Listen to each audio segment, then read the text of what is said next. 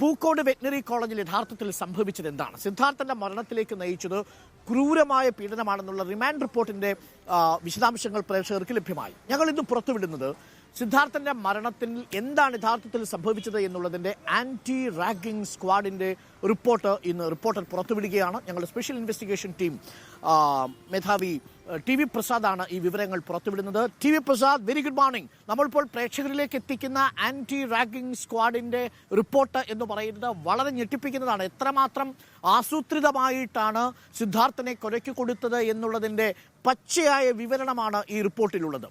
മാത്രവുമല്ല, ഈ സർക്കാരിനോടോ അതല്ലെങ്കിൽ വെറ്റിനറി കോളേജിനോടോ ഈ വിഷയം ബോധിപ്പിക്കുന്നതിനെ ഭയന്ന ഒരു കൂട്ടം വിദ്യാർത്ഥികൾ UGCയുടെ ആന്റി റാഗിംഗ് സെല്ലിനെ സമീപിക്കുകയും അതിനെ തുടർന്ന് UGCയുടെ ഉത്തരവിനെ തുടർന്ന് ഇങ്ങനെയൊരു അന്വേഷണം നടക്കുകയുമാണ് ചെയ്തതെന്നാണ് നമ്മൾ മനസ്സിലാക്കുന്നത്. ആ അന്വേഷണത്തിന്റെ റിപ്പോർട്ടിന്റെ പകർപ്പ് നമ്മൾ പുറത്തുവിടുന്നു. അത് UGC വെബ്സൈറ്റിൽ അപ്ലോഡ് ചെയ്യുന്നതിന് അധികൃതർ തയ്യാറായില്ല എന്ന് ഞെട്ടിപ്പിക്കുന്ന വിവരവുമുണ്ട് എന്നാണ് ഞാൻ മനസ്സിലാക്കുന്നത്. എന്തൊക്കെയാണ് വെറ്റിനറി പൂക്കോട് സർവകലാശാലയിലെ ആന്റി റാഗിംഗ് സ്ക്വാഡിന്റെ സിദ്ധാർത്ഥന്റെ മരണവുമായി ബന്ധപ്പെടുത്തിയുള്ള കണ്ടെത്തലുകൾ? TV Prasad. Good morning Arun സൂചിപ്പിച്ചതുപോലെ തന്നെ ഏറെ നിർണായകമായ ഒരുപാട് വിവരങ്ങളുള്ള കണ്ടെത്തലുകളാണ് ആന്റി റാഗിംഗ് സ്ക്വാഡ് കണ്ടെത്തിയത് എന്നുള്ളതാണ്. അവിടെ കോളേജിലുണ്ടായ ഗുരുതരമായ വീഴ്ച എന്നുള്ളത് സാധാരണഗതിയിൽ ഇത്തരം സംഭവങ്ങൾ ഉണ്ടായാൽ കിട്ടിയ പരാതിയുടെ അടിസ്ഥാനത്തിൽ വിശദമായ അന്വേഷണം നടത്തണം എന്നുള്ളതാണ്. പക്ഷേ അവിടെയുള്ള പരാതികൾ കുട്ടികൾക്ക് നേരിട്ട് കോളേജിൽ പരാതി കൊടുക്കുന്നതിന് വേണ്ടി പേടിയുണ്ടായിരുന്നു എന്നുള്ളതാണ് ഇതിൽ നിന്ന് മനസ്സിലാക്കുന്നത്. അതായത് ഫെബ്രുവരി മാസം 18-ാം തീയതി ഉച്ചയ്ക്കാണ് സിദ്ധാർത്ഥനെ മരിച്ച നിലയിൽ കാണപ്പെടുന്നത്. അവിടെ നിന്ന് 3 ദിവസം കഴിഞ്ഞാണ് ആദ്യ പരാതി UGCയുടെ ആന്റി റാഗിംഗ് ഹെൽപ്പ് ലൈനിലേക്ക് മെയിൽ വഴി ഉണ്ടാകുന്നത്. അത് ഫെബ്രുവരി 21-നാണ്. ഫെബ്രുവരി 22-ന് രണ്ടാമത്തെ പരാതി ഉണ്ടാകുന്നു. ഇങ്ങനെ ആകെ 4-ലധികം പരാതികളാണ് UGCക്ക് കിട്ടിയത്. ഇതിന്റെ ഭാഗമായി UGCയുടെ നിർദ്ദേശപ്രകാരമാണ് ആന്റി റാഗിംഗ് സ്ക്വാഡ് അന്വേഷണം നടത്തുന്നത്.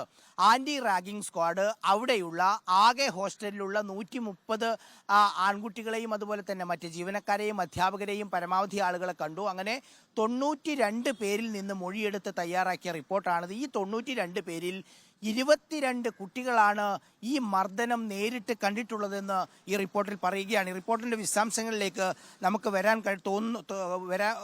കഴിയും എന്ന് തോന്നുന്നു. അതായത് ഈ റിപ്പോർട്ടിന്റെ പ്രാധാന്യം എന്ന് പറയുന്നത് ഇത് ഇവിടുന്ന് അങ്ങോട്ടേക്കുള്ള എല്ലാ നിയമ നടപടികളിലും 1-ാം സ്ഥാനത്ത് നിൽക്കുന്നതാണ് ഈ ആന്റി റാഗിംഗ് സ്ക്വാഡിന്റെ റിപ്പോർട്ട്. ഇതിൽ പറയുന്ന 18 വിദ്യാർത്ഥികൾ ചേർന്ന് മർദ്ദിച്ചു എന്നാണ് ഈ ആന്റി റാഗിംഗ് സ്ക്വാഡിന്റെ റിപ്പോർട്ടിൽ പറയുന്നത്. ഈ 18 വിദ്യാർത്ഥികളാണ് നിലവിൽ ഇപ്പോൾ പോലീസ് അറസ്റ്റ് ചെയ്തിട്ടുള്ള വിദ്യാർത്ഥികൾ എന്ന് പറയുന്നത്. അതായത് ആന്റി റാഗിംഗ് സ്ക്വാഡ് എന്താണോ പറഞ്ഞത് അതേ കുട്ടികളെ കേന്ദ്രീകരിച്ചാണ് ഇപ്പോഴും പോലീസിന്റെ അന്വേഷണം നടക്കുന്നത്. ഈ റിപ്പോർട്ടിന്റെ പ്രത്യേകത ഓരോ വിദ്യാർത്ഥിയും എന്താണ് സിദ്ധാർത്ഥിനെ ചെയ്തതെന്ന് വളരെ വ്യക്തമായി കുട്ടികളുടെ മൊഴി അടിസ്ഥാനമാക്കിയിട്ടാണുള്ളത്. അതായത് നമുക്കറിയാവുന്നതുപോലെ ഫെബ്രുവരി മാസം 15-ാം തീയതി വൈകിട്ടാണ് വീട്ടിലേക്ക് പോകാൻ എന്ന പേരിൽ സിദ്ധാർത്ഥ് കോഴിക്കോട് റെയിൽവേ സ്റ്റേഷനിലേക്ക് സുഹൃത്തുക്കൾക്കൊപ്പം വരുന്നതും അവിടെ നിന്നാണ് ഒരാൾ ആദ്യം വിളിക്കുന്നത് രഹൻ ബിനോയ് എന്ന വിദ്യാർത്ഥിയാണ് വിളിക്കുന്നത്. രഹൻ ബിനോയ് റിപ്പോർട്ടിനകത്ത് വ്യക്തമായുണ്ട്. രഹൻ ബിനോയ് വിളിക്കുന്നു. ആ രഹൻ ബിനോയ് വിളിക്കുന്നതിനനുസരിച്ചാണ് അടുത്ത ദിവസം രാവിലെ 8-ാം തീയതി 8 മണിക്ക്, അതായത് 16-ാം തീയതി രാവിലെ 8 മണിക്ക് സിദ്ധാർത്ഥ് തിരിച്ച് ആ കോളേജിലേക്ക് എത്തുകയും ചെയ്യുന്നത്. അതിനുശേഷം സിദ്ധാർത്ഥ് കൊല്ലപ്പെടുന്നതുവരെ ആരൊക്കെ എന്തൊക്കെ ചെയ്തു, എന്താണ് സംഭവിച്ചതെന്ന് അക്കമിട്ട് നിരത്തുകയാണ് 18 പേജുള്ള ഈ റിപ്പോർട്ടിൽ എന്നതാണ്. അതായത് ഇതിന്റെ കൺക്ലൂഷൻ ഇതാണ്: നടന്നത് പരസ്യ വിചാരണയാണെന്ന് ഈ റിപ്പോർട്ട് പറയുകയാണ്. ഭീകരമർദ്ദനവും പീഡനവും സിദ്ധാർത്ഥ് ഏറ്റുവാങ്ങി. മരണം എങ്ങനെ നടന്നു എന്ന് കണ്ടെത്തണമെന്ന് അന്വേഷണ റിപ്പോർട്ട് പറയുന്നു.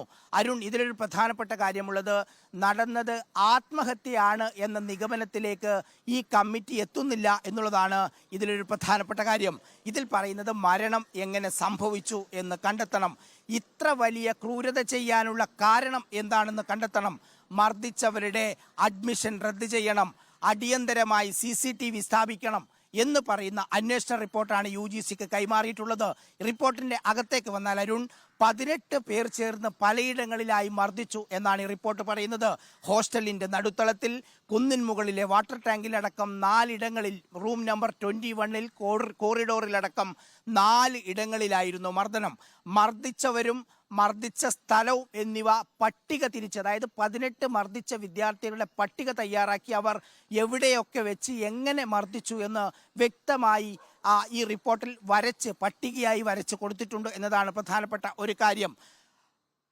ഫെബ്രുവരി 26 മുതൽ മാർച്ച് 1 വരെയായിരുന്നു ആന്റി റാഗിംഗ് സ്ക്വാഡ് അന്വേഷണം നടത്തിയത്. നേരത്തെ അരുൺ നമുക്കതിന്റെ കൂടുതൽ വിശദാംശങ്ങൾ ബ്രേക്കിംഗ് അവേഴ്സിൽ പ്രേക്ഷകരിലേക്ക് എത്തിക്കാം. വളരെ പ്രധാനപ്പെട്ട ഒരു റിപ്പോർട്ടിന്റെ വിവരമാണ് ഇപ്പോൾ റിപ്പോർട്ടർ ചാനൽ പ്രേക്ഷകരിലേക്ക് എത്തിക്കുന്നത്. ഞങ്ങളുടെ സ്പെഷ്യൽ ഇൻവെസ്റ്റിഗേഷൻ ടീമാണ് ഈ ആന്റി റാഗിംഗ് സ്ക്വാഡുമായി ബന്ധപ്പെട്ടുകൊണ്ടുള്ള ഈ റിപ്പോർട്ടുകൾ ഇപ്പോൾ പുറത്തുവിടുന്നത്. അതിന്റെ വിശദാംശങ്ങൾ 18 പ്രധാനപ്പെട്ട പ്രതികളാണ്. ഒരു കാര്യം കൂടിയുണ്ട് TV പ്രസാദ്, ഇതിൽ ഈ റിപ്പോർട്ട് പുറത്തു വന്നതിന് ശേഷം അത് UGCയുടെ ചട്ടമനുസരിച്ച് UGCയുടെ വെബ്സൈറ്റിൽ അപ്ലോഡ് ചെയ്യേണ്ടതാണ്. എന്നാൽ UGCയുടെ വെബ്സൈറ്റിൽ അപ്ലോഡ് ചെയ്യുന്നതിന് ഡീൻ എതിർത്തു എന്ന് കൂടി കേൾക്കുന്നുണ്ടോ? അത് ശരിയാണോ TV പ്രസാദ്? അങ്ങനെ തന്നെയാണ് നമുക്ക് മനസ്സിലാക്കുന്നത്. അതായത് മാർച്ച് 1-ാം തീയതി അന്വേഷണം പൂർത്തിയായിട്ട് പോലും ഡീൻ സസ്പെൻഷനിലായതിന് ശേഷമാണ് ഇത് അപ്ലോഡ് ചെയ്യാൻ സമ്മതിച്ചത് എന്ന ഒരു വിവരമുണ്ട്. കാരണം ഇതിലെ കണ്ടന്റ് അത്രയും ഭീകരമായിരുന്നു, മൃഗീയമായിരുന്നു. ഈ സിദ്ധാർത്ഥ ഏറ്റുവാങ്ങിയ പീഡനങ്ങളെക്കുറിച്ച് വളരെ വ്യക്തമായി പറയുന്നുണ്ട്. ഈ റിപ്പോർട്ട് UGCക്ക് പോയി കഴിഞ്ഞാൽ സ്വാഭാവികമായും കോളേജിലെ ജീവനക്കാർക്കും മുതിർന്ന ഉദ്യോഗസ്ഥർക്കും അടക്കം നടപടി ഉണ്ടാകും എന്ന് ഭയപ്പെട്ടിട്ടാണോ, അതല്ല ഈ പ്രതികളെ സംരക്ഷിക്കാൻ വേണ്ടിയിട്ടാണോ എന്നറിയില്ല, ഡീനിന്റെ ഭാഗത്ത് നിന്ന് ഇങ്ങനെ ഒരു ഒളിപ്പിച്ചു വെക്കൽ, അത് പൂഴ്ത്താനുള്ള വലിയ ശ്രമം ഉണ്ടായി എന്നുള്ളതാണ് മനസ്സിലാക്കുന്നത്. ഏതായാലും കഴിഞ്ഞ ദിവസം ഇത് UGCയുടെ പോർട്ടലിൽ അവർ പോർട്ടലിലേക്ക് അപ്ലോഡ് ചെയ്തിട്ടുണ്ട്. മെയിലിന് മറുപടിയായിട്ടും ഈ റിപ്പോർട്ട് കൈമാറിയിട്ടുണ്ട് എന്നുള്ളതാണ് കിട്ടുന്ന വിവരം.